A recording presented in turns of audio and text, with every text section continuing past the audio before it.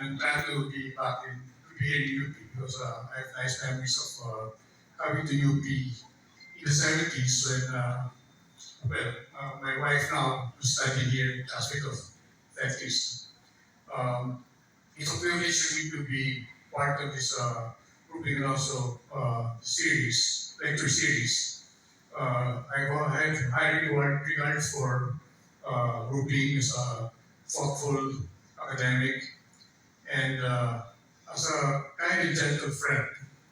I think one of the last times I talked to him, or he wrote me an email or called me was regarding the social discount rate. Because interest rates had gone down and the peso was more stable, and even US Fed fund rates had gone down. So we were grappling whether we should have lower SDR for what Nendo was using. And I remember still referring to his work when I had to do some knowledge sharing sessions in the PDE Center on project finance. But first, hold some disclaimers. Whatever I have to say will not be are not associated with any institutions I'm linked with, even more so with what Bush Walters might think. Which is telling,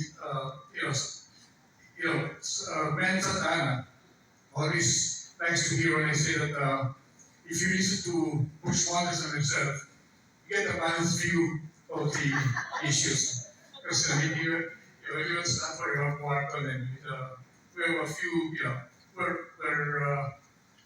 guess we represent different views at this point. I thought of maybe in line with the theme of going through the BOT law over the last 29 years. I just want to make some footnotes on an issue that has always been coming up. The issue of performance undertaking, guarantees, and contingent liabilities.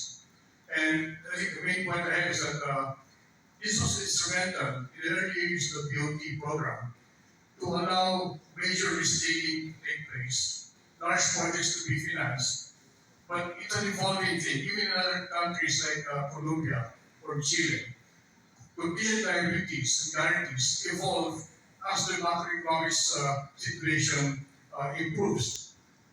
Earlier, maybe it was needed, and in the earlier years, we were able to mobilize $5 billion of new power projects in the private sector because of these performance undertakings. Now we've gone out of that, and I think we can look at going more way forward. What can be things that we can consider how the situation evolve? So planning to do any PowerPoint, but I think it's more efficient to do it this way.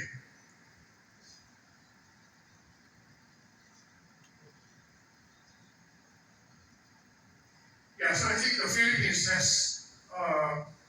is a rightful claim to be the pioneer in BOT. In fact, the first BOT project, the whole plan about 40 million gas turbine, was done in 1989, even before there was a BOT law. I think this should be 65, 97, 97, 98, 18, 1993. But the city bank was an advisor to Hopewell, and it was supposed to be a peaking plant only. But given the power shortages, it became like dispatches of baseload plant because it's very expensive. But at that time, there's no PPP law, there's no framework at all. The Waters Hopewell was only the second BOT project in Asia at the time.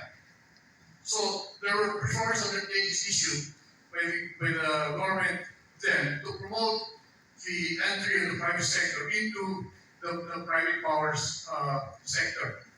In principle, the government at the time, when you're talking about Ingheim and I think NPC was a way case, they were prepared to provide guarantees to enable the private sector to take huge risks in the Philippines.